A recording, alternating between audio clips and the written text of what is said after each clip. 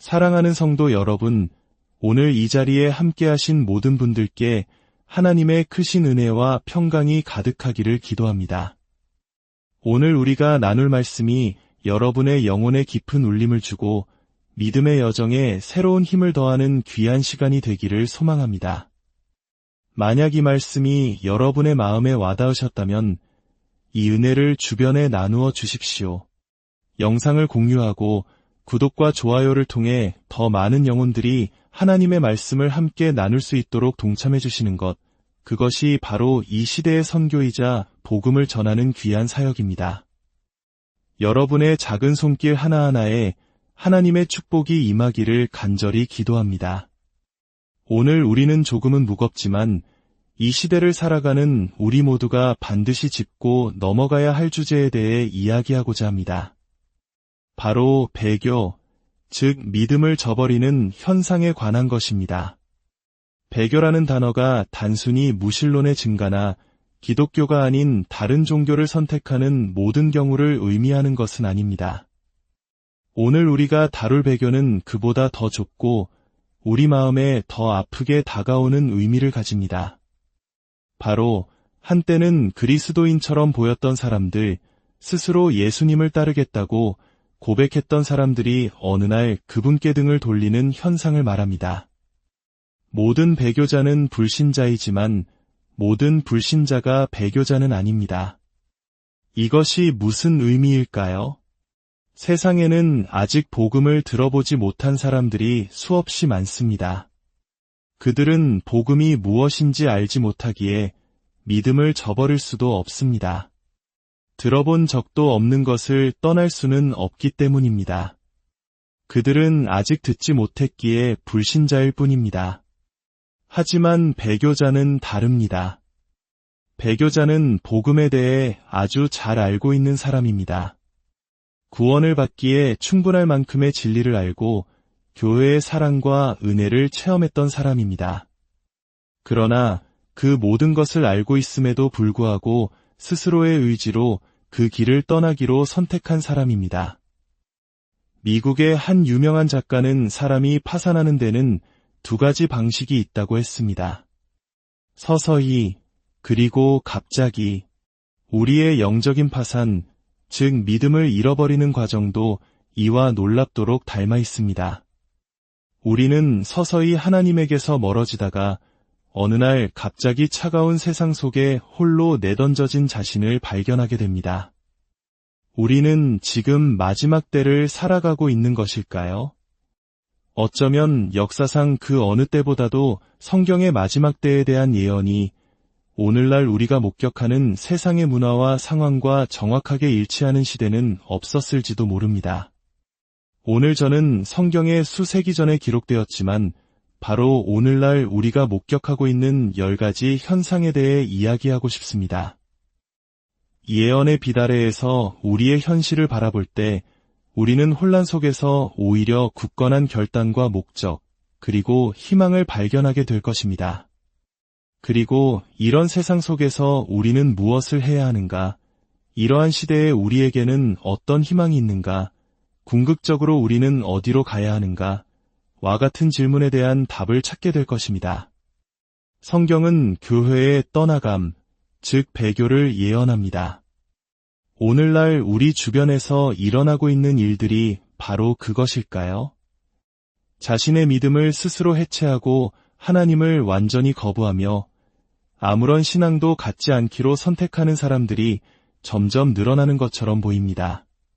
배교는 과연 마지막 때의 징조일까요? 몇 해 전 22살의 나이에 쓴 첫 책이 베스트셀러가 된 한 젊은 목회자가 있었습니다. 그의 책은 사랑과 관계에 대한 성경적 조언을 담아 수많은 젊은이들에게 더 나은 선택을 하도록 격려했습니다. 그는 강연과 저술, 상담으로 유명해졌고 거의 20년 동안 한 지역 교회에서 목회 사역을 했습니다. 하지만 그 세월 동안 어찌된 일인지 하나님과의 관계는 메말라 버렸습니다. 2019년 그는 결혼 생활이 끝났음을 알렸고 얼마 후 자신의 소셜미디어를 통해 더 깊은 이별을 고백했습니다. 저는 예수님에 대한 제 믿음에 있어 거대한 변화를 겪었습니다. 사람들은 이것을 신앙 해체라고 부르지만 성경적인 용어는 배교입니다. 제가 기독교인을 정의하는 모든 척도로 볼 때 저는 더 이상 기독교인이 아닙니다. 이 고백은 많은 이들에게 충격을 주었지만 목회자인 저에게는 심장이 베이는 듯한 아픔으로 다가옵니다. 이와 같은 일이 제가 아는 그 어떤 때보다 더 많은 목회자들에게 일어나고 있기 때문입니다. 수많은 사람들이 그리스도와 그분의 복음에서 떠나가고 있습니다. 최근 한 신문 기사의 제목은 이랬습니다. 모두가 기독교를 떠나고 있는데 그들이 어디로 가는지는 아무도 모른다. 이러한 성경적 신앙으로부터의 이탈 현상은 너무나도 빈번해져서 이들을 지칭하는 새로운 단어까지 생겨났습니다. 그들은 더 이상 복음주의자가 아니라 전복음주의자, 즉 엑스반젤리컬이라고 불립니다. 도대체 이런 일이 일어나는 것일까요? 사실 믿음을 저버리는 현상은 새로운 것이 아닙니다. 역사 속에서 그리스도의 깃발을 들었다가 다시 내려놓은 사람들은 수없이 많았습니다. 심지어 초대교회 성도들조차 이러한 도전에 직면했습니다. 데마라는 사람을 들어보셨습니까? 사도 바울이 골로새 교회와 빌레몬에게 편지를 쓸 때만 해도 데마는 그의 곁에서 함께하는 동역자였습니다. 그러나 디모데후서 4장 10절에서 바울은 그를 이렇게 묘사합니다. 데마는 이 세상을 사랑하여 나를 버리고 갔고 요즘 저는 기독교 관련 뉴스를 보기가 두려울 때가 많습니다. 뉴스를 볼 때마다 또 다른 누군가가 자신의 신앙을 저버렸다는 소식을 접하기 때문입니다. 최근의 헤드라인들은 절망적이며 통계 수치 또한 우리를 낙담하게 합니다.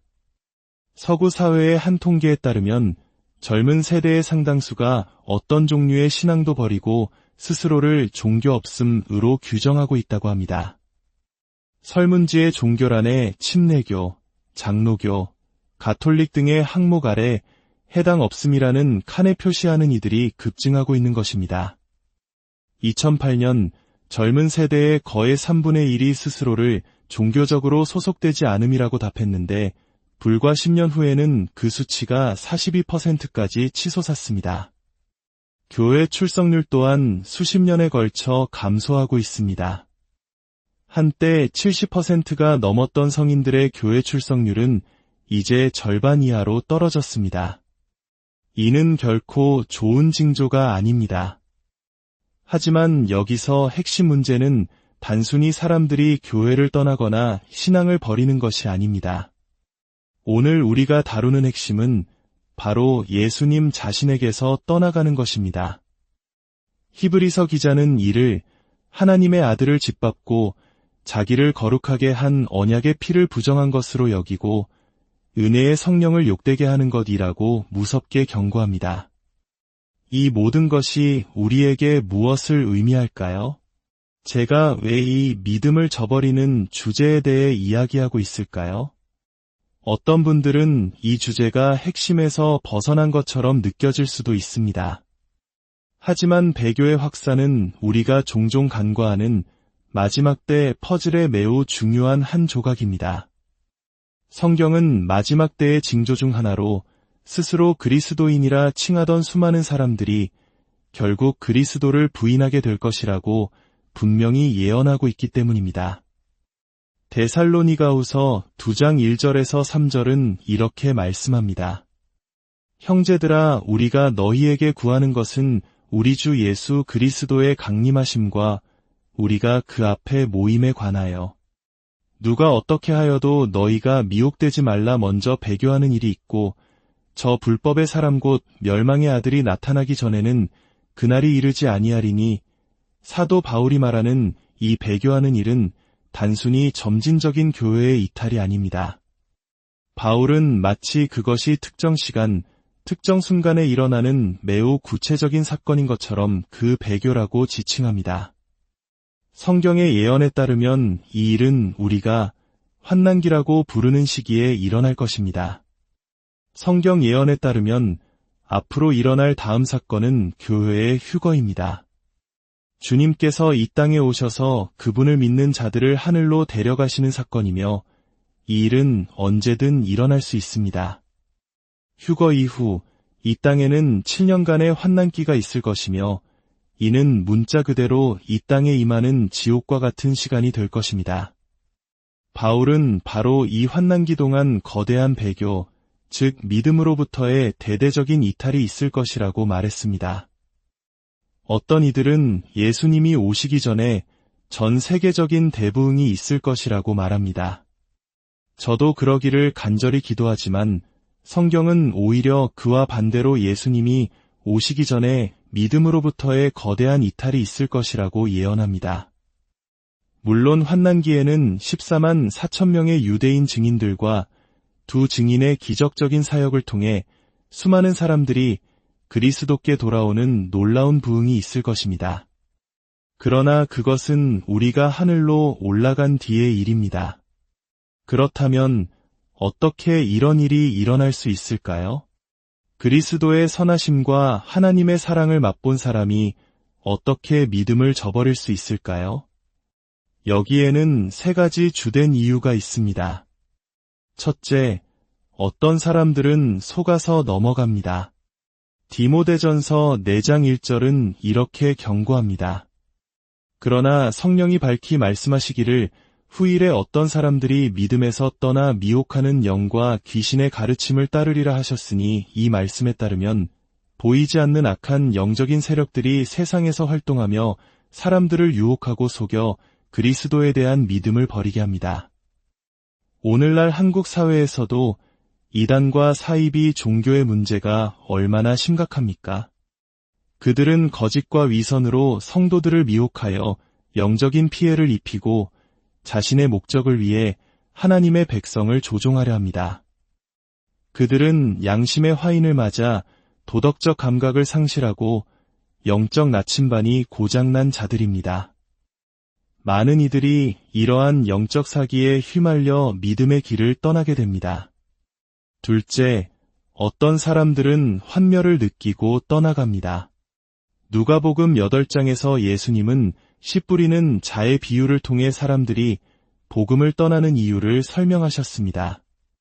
어떤 씨는 길가에 떨어져 새들이 먹어버리고 어떤 씨는 돌밭에 떨어져 뿌리가 없어 말라버리고 어떤 씨는 가시떨기 속에 떨어져 기운이 막혀버렸습니다.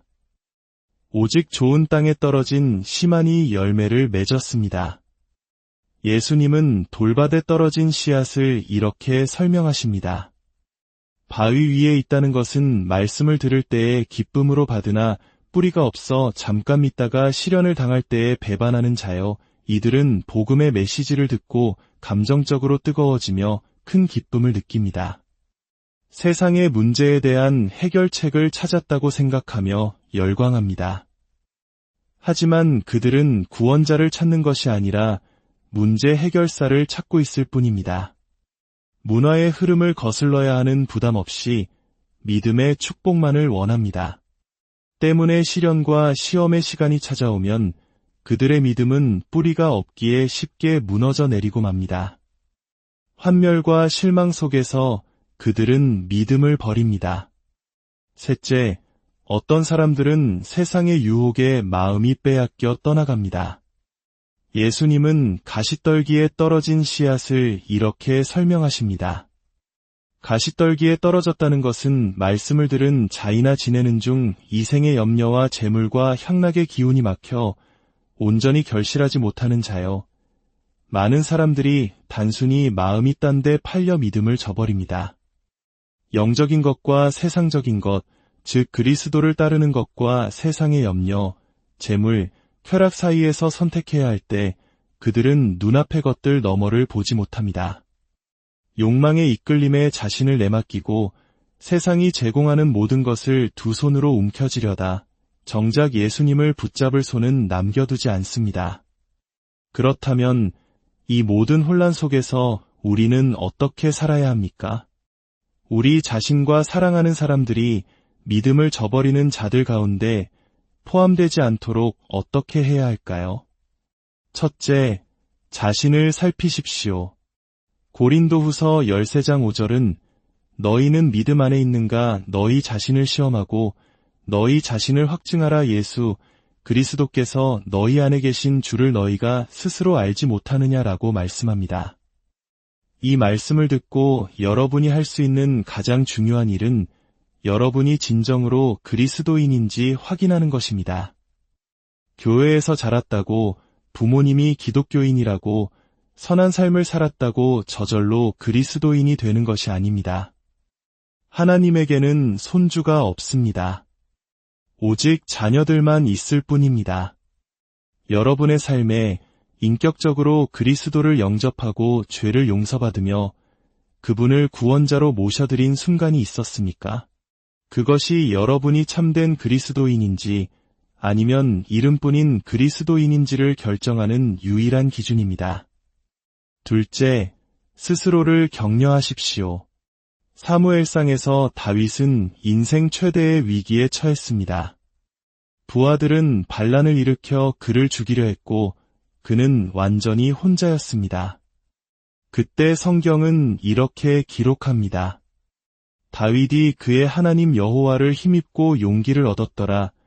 다른 누군가가 여러분을 위해 이 일을 해주기를 기다리지 마십시오. 스스로 하나님의 말씀 안에서 힘을 얻는 법을 배우십시오. 가장 거룩한 믿음 위에 자신을 세우는 법을 배우십시오.